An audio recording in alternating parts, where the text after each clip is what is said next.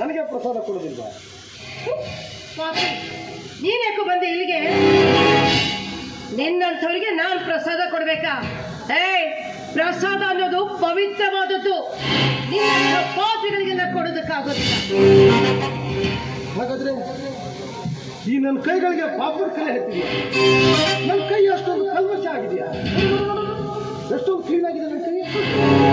ಯಾಕೆ ನಿನ್ನಿಂದ ಪ್ರಸಾದ ಸ್ವೀಕರಿಸೋದಕ್ಕೆ ಈ ಕೈಗಳು ಯೋಗ್ಯ ಅಲ್ವಾ?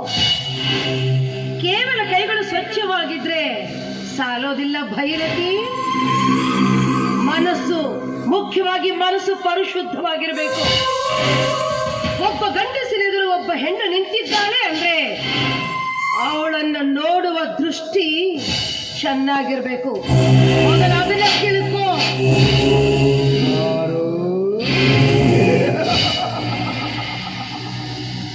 ಸೃಷ್ಟಿನೇ ಕೆಟ್ಟು ಹೋಗಿರುವಾಗ ಇನ್ನು ಒಳ್ಳೆ ದೃಷ್ಟಿ ಇಟ್ಕೊಂಡೇನು ಉಪಯೋಗ? ಅಕ್ಕಪಕ್ಕದಲ್ಲಿರೋ ಹೆಣ್ಣುಗಳನ್ನೆಲ್ಲ ಅಕ್ಕ ತಂಗಿ ಅಂತ ಭಾವಿಸಿದೆ. ದೇಹದಲ್ಲಿರೋ ಕೆಲವೊಂದು ಅಂಗಗಳನ್ನ ತುಕ್ಕಿಡಿಸ್ಕೊಳ್ಬೇಕಾಗತ್ತೆ. ಸುದ್ದಿ ಬಳಸಿ ಮಾತನಾಡಿ ನನಗೆ ಅಭ್ಯಾಸ ಇಲ್ಲ. ನಾನೇನಿದ್ರು ನೇರವಾಗಿ ವಿಷಯಕ್ಕೆ ಬರೋದು. ಮಕ್ಕಳ, ಓ ಮಕ್ಕಳ, ಭೈರತಿ ಬಾಯ್ಬಿಗೆ ಹಿಡಿದು ಮಾತಾಡು. ನೋಡು, ನನ್ನ ಗಂಡ ಇಲ್ಲೇ ಇದ್ದಾರೆ. ಈ ವಿಷಯ ಏನಾದ್ರೂ ಅವ್ರಿಗೆ ಗೊತ್ತಾದ್ರೆ ನಿನ್ನ ರುಂಡಲ್ಲಿ ಚೆಂಡಾಡಬಹುದು. ಸಾಕು. ಗಂಡ ಗಂಡ ಗಂಡ ಗಂಡ ಗಂಡ ಏನು ಊರಾಗ ನಿನ್ನ ಗಂಡ ಒಬ್ಬ ದೊಡ್ಡ ಗಂಡ. ನಾವೆಲ್ಲ ಏನ 9 ನಂಬರ್ ನಮ್ಮ ಅಪ್ಪ ಅವನ ಗಂಡಸ ಅಂತ ಹುಟ್ಟಿಸಿದ್ದಾರೆ. ಪಾರು ಮಕ್ಕಳ, ಸ್ವಲ್ಪ ಆಚೆ ಕಡೆ ಹೋಗ್ತೀರಾ? ಅಮ್ಮನಿಗೆ ಅಪ್ಪ ಅಮ್ಮನ ಆಟ ಹೇಗೆ ಆಡೋದಂತ ನಾನು ತೋರಿಸ್ತೀನಿ. ಕಾಮ ಪಿಶಾಚಿ,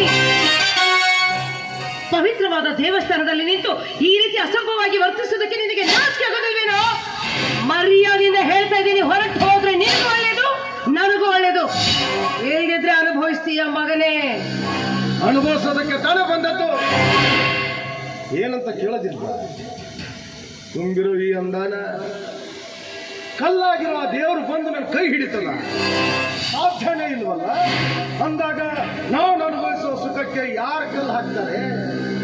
ಬರು ನೋಡು, ನೀನು ಎಂದ ನೋಡಿದೀನೋ ಅಂದೇ ಈ ಕರುಗಳು ನಿದ್ರೆನ ಮಾಡ್ತೀನಿ. ದಯವಿಟ್ಟು ಕೈ ಮುಗಿದು ಕೇಳ್ಕೊಳ್ತೀನಿ, ಒಂದೇ ಒಂದ್ಸಲ ನನ್ನ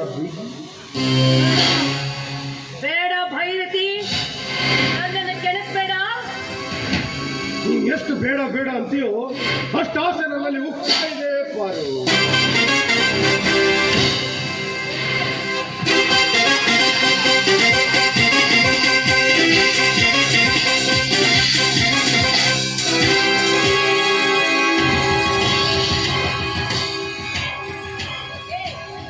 ಪಾಪಿ ನನ್ನ ಮಗನೇ, ಈ ಪ್ರಪಂಚದಲ್ಲಿ ನಿಮ್ಮಂತ ಕಾಮುಕರು ತುಂಬಿದ್ದಾರೆಂದೇ ನಮ್ಮಂತ ಹೆಣ್ಣು ಮಕ್ಕಳು ತಮ್ಮ ರಕ್ಷಣೆಗೋಸ್ಕರ ಕೈಯಲ್ಲಿ ಇಂಥ ಆಯುಧಗಳನ್ನು ಇಟ್ಟುಕೊಂಡು ಓಡಾಡ್ತಾ ಇರ್ತಾರೆ. ಹೆಣ್ಣು ಬೇಕಾ ನಿನಗೆ? ಹೆಣ್ಣು ಕನಸಲ್ಲೇ ಹೆಣ್ಣನ್ನು ಕೇಳಿರಬಾರ್ದು.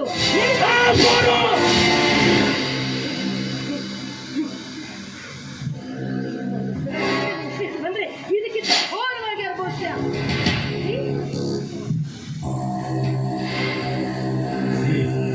ನಿನ್ನ ನೋಡ್ಕೊಳ್ತೀನಿ ಪಾರು, ನಿನ್ನ ನೋಡ್ಕೊಳ್ತೀನಿ. ಬಿಡೋದಿಲ್ಲ. ಈ ಜನ್ಮ ಇನ್ನೊಂದು ಜನ್ಮ ಕಳೆದಾದ್ರೂ ನಿನ್ನ ಅನುಭವಿಸ್ತೀನಿ. ಏನಾಯ್ತು